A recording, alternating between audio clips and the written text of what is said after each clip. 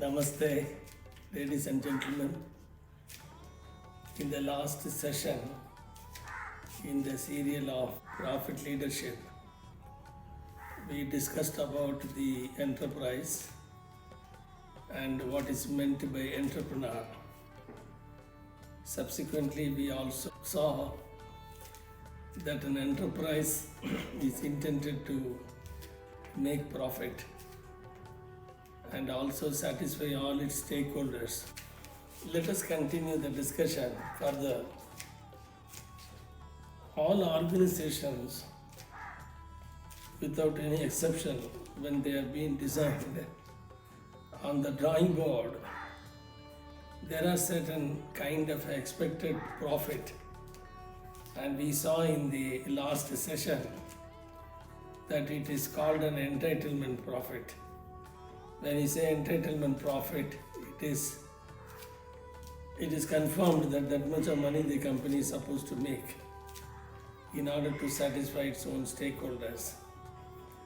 But in reality, most of the organizations don't make the kind of a profit that was estimated during the time when the business is designed. And it's very important to understand that why the company is not able to make its own entitlement profit.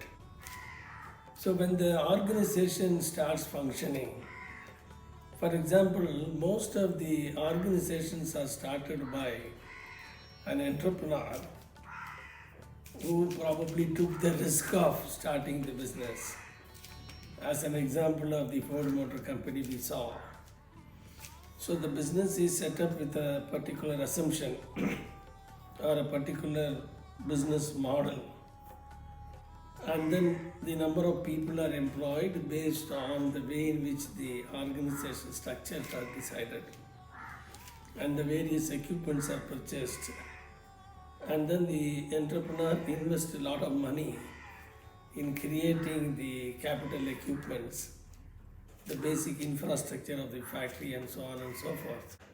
And then the cost is committed basically, and then he brings in a working capital in order to buy the raw material, and it takes a certain amount of time converting it in the form of a finished goods, and then the customer has got certain payment terms and he takes the material and pays the money a little later.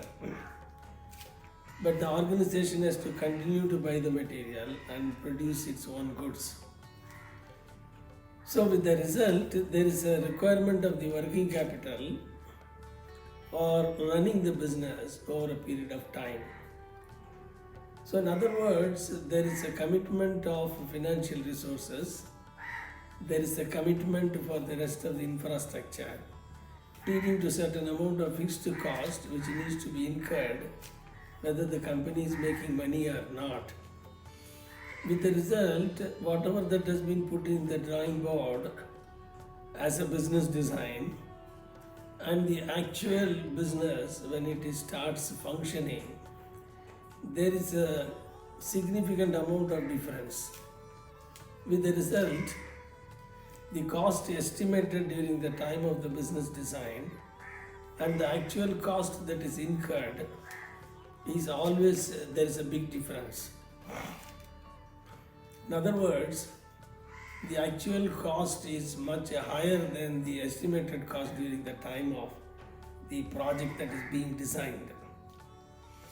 But how this cost is increasing is something generally is not very visible. There are a variety of things which have not been considered during the time of estimating the profit. So with the result, the organizations don't get the entitlement profit because the actual profit is much less than the entitlement profit. So over a period of time, the organization keeps on increasing its cost unconsciously without any specific intention.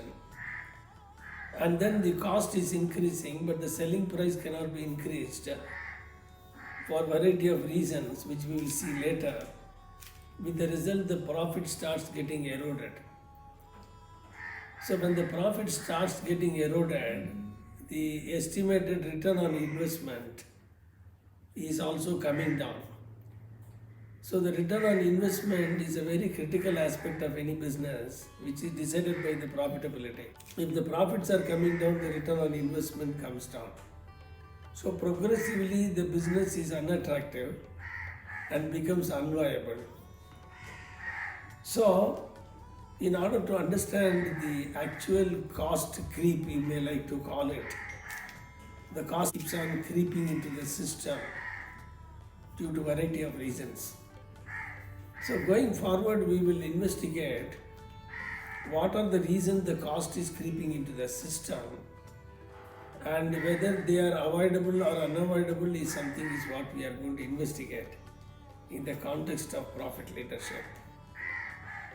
So a profit leader is the one who is constantly having his eye on the profitability of the company and constantly endeavor to bring in certain continuous improvements in the organization in order to keep the cost lowest possible. That means the product remaining the same, there is no guarantee that all the organizations will be the same cost producers. So there are companies which are the lowest cost producers. For example, if you take automobile, there are General Motors, Chrysler, Ford in the western part of the world, and you have Toyota, Honda, Nissan and various other manufacturers from Japan. So you will find that the Japanese manufacturers of the same product are the lowest cost producers. So it's very important to see why the product remaining the same. The business model can be multiple options are there. So going forward, we will discuss these things in much more detail. Presumably, I think the subject is becoming more and more clearer as we go along. Thank you very much for patient listening and look forward to see you in the next session. Take care.